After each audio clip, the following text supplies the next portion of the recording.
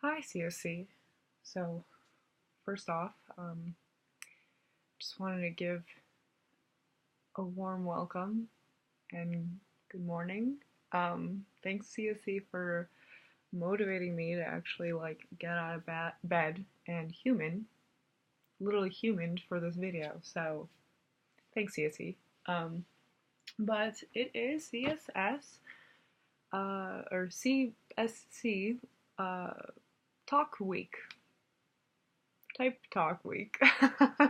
So this week we're talking about ENTJs. So just wanted to bring my own 2 cents towards ENTJs. As an ENFP, I know 3 in my life. One of them I won't really be talking about because I don't know him nearly as well as the other 2. But one is my aunt, and the other is a really good friend of mine. So it's interesting that Micah in his video on ENTJs mentions 2 types because these are 2 very different ENTJ types, and the way I relate to them is very different. My ENTJ aunt is an 8 wing 9, and definitely is a field marshal in exactly the quote that describes, and the other ENTJ is a 3 wing 4, which is another pretty common type for ENTJs. So I just wanted to bring what my experience was towards both of those varying subtypes of the ENTJ MBTI type. So what I will say in general actually is that ENTJs and ENFPs, though in the initial standpoint, tend to kind of have trouble relating, after some time and patience and communication, ENTJs and ENFPs actually make pretty decent units. I kind of think of them together as the arm and a leg that compensates for the other, almost subconsciously, really, while also really engaging in that extroverted way together, which could be a lot of fun. They can be empowering and stimulating to the other, but that also depends on the age difference and the emotional fortitude you have for one another, as well as, like Micah said, the different type. So, the ENTJ 8 wing 9 is my aunt, who I've literally, for my entire life, have had miscommunications with up and down. And our history is not pleasant. We have definitely always had friction in terms of my style of communication and how I work versus her expectations, her standards, and her need for a very, very strict type of verbal integrity, I would say, as well as productive and, I guess the best way to put it is export for your work, whether it's in school or whatever you're putting in. And I've always struggled with having T as my blind spot sometimes, as well as having grown up largely misunderstood by her. A lot of times she kind of would jump to aggressive conclusions and have aggressive disciplinary action towards me, having really field marshaled her way into life, or my life. So kind of weird, but I do love her.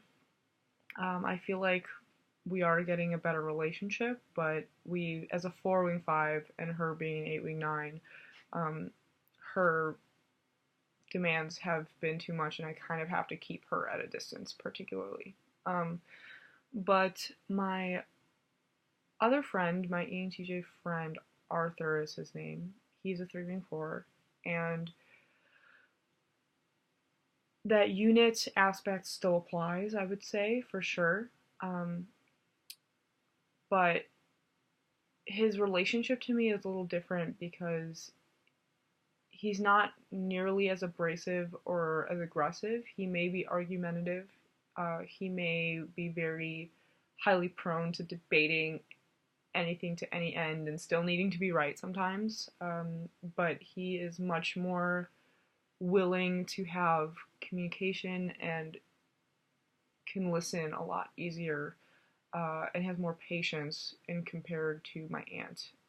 I would say that he also has more of a respect for my own internal processing and is more likely, I think, especially for him being a 3 wing 4, there is this aspect of shame that we kind of both understand in each other, and we both have much more of a capability to nurture and care for each other, even if, once again, that's not necessarily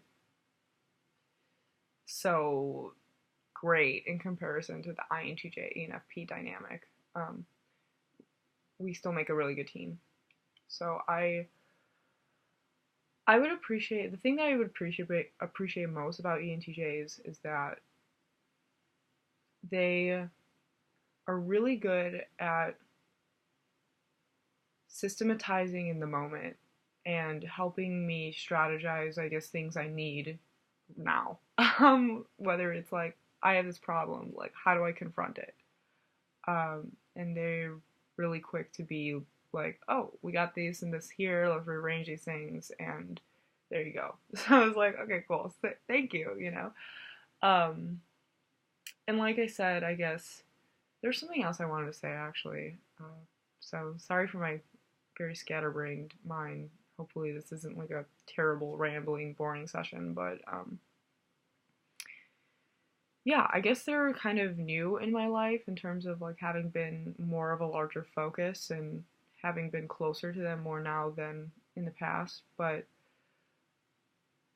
I think their perspective, oh, I remember what I was going to say now. I'll finish the sentence. Their perspective is very fresh for me, and I do appreciate them, and they're helpful for me in growing and strengthening my TE, for example, since theirs is dominant versus my tertiary. But I was going to say that a special difference between my friend and my aunt is also that my friend, I've noticed, tends to be much more open, or I guess his need for love is really based on equality. So everything has to be sort of like here, there, here, there, here, there, which is okay, but it's just kind of like a love language. Like for him, like the equal respect makes him feel cared for, whether it's like paying and paying back, like, you know, driving him and then driving. It's not that he expects it, but he notices stuff like that especially, and I've noticed that's won his heart. So as a friend, or you know, so I've been talking for almost 9 minutes, so I think I'm gonna stop now. But I appreciate ENTJs, and thanks for listening and bearing with me on my rant.